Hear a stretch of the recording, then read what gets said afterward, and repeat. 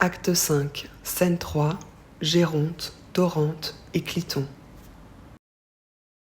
Géronte. Êtes-vous gentilhomme ?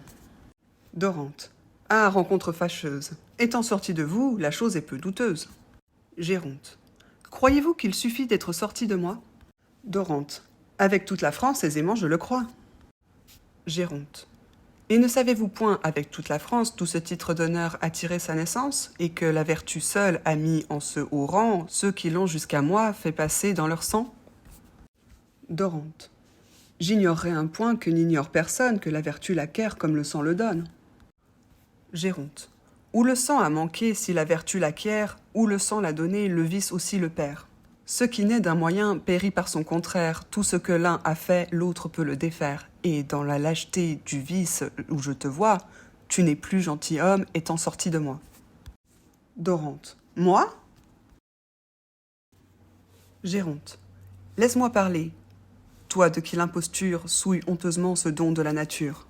Qui se dit gentilhomme, aimant comme tu fais, il ment quand il le dit, et ne le fut jamais. Est-il vice plus bas, est-il tâche plus noire, plus indigne d'un homme élevé pour la gloire ? Est-il quelque faiblesse, est-il quelque action dont un cœur vraiment noble ait plus d'aversion, puisqu'un seul démenti lui porte une infamie qu'il ne peut effacer s'il n'expose sa vie, et si dedans le sang il ne lave l'affront, qu'un si honteux outrage imprime sur son front ? Dorante. Qui vous dit que je mens ? Géronte. Qui me le dit, infâme ? Dis-moi, si tu le peux, dis le nom de ta femme, le conte qu'hier au soir tu m'en fis publier.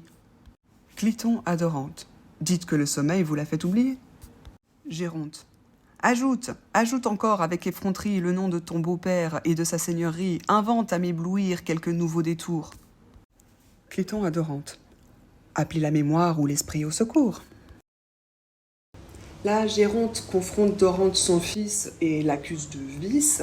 Et au passage, on a Cliton qui commente un peu, qui fait des petites remarques comme ça. Géronte.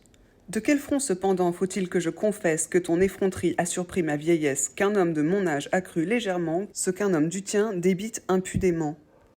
Tu me fais donc servir de fable et de risée, passer pour un esprit faible et pour cervelle usée. Mais dis-moi, te portais-je à la gorge un poignard ? Voyais-tu violence ou courroux de ma part ?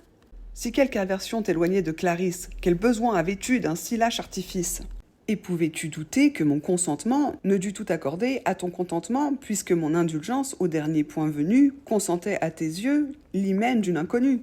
Ce grand excès d'amour que je t'ai témoigné n'a point touché ton cœur ou ne l'a point gagné. Ingrat, tu m'as payé d'une impudence feinte, et tu n'as eu pour moi respect, amour ni crainte.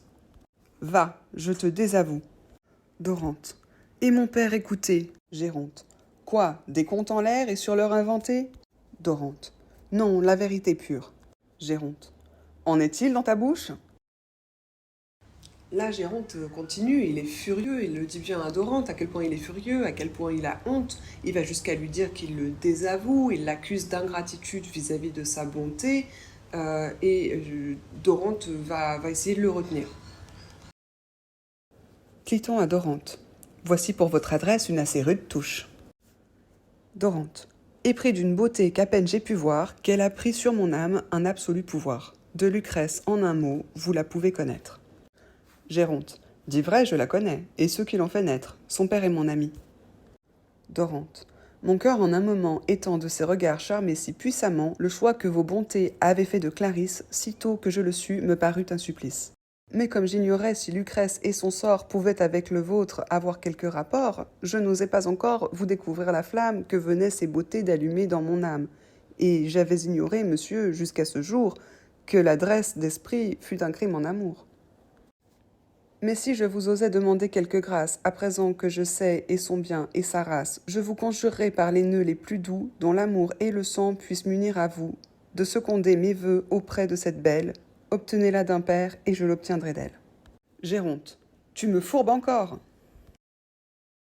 Et là, Dorante donc avoue à son père avoir menti vis-à-vis du mariage et inventé ça en fait parce qu'il était amoureux de Lucrèce et qu'il voulait prendre son temps pour pouvoir se renseigner avant de pouvoir en parler à son père.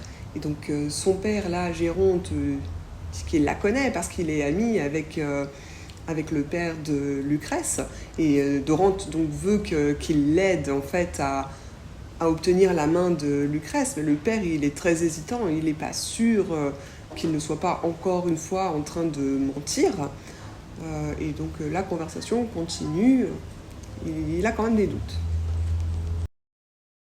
Dorante. Si vous ne me croyez, croyez-en pour le moins Cliton, que vous voyez. Il sait tout mon secret. Géronte. Tu ne meurs pas de honte qu'il faille de lui que je fasse plus de compte, et que ton père même, en doute de ta foi, donne plus de croyance à ton valet qu'à toi? Écoute, je suis bon, et malgré ma colère, je veux encore un coup montrer un cœur de père. Je veux encore un coup, pour toi, me hasarder. Je connais ta Lucrèce, et l'avais demandé. Mais si de ton côté le moindre obstacle arrive... Dorante.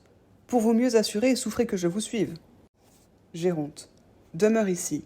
Demeure et ne suis point mes pas. Je doute, je hasarde et je ne te crois pas.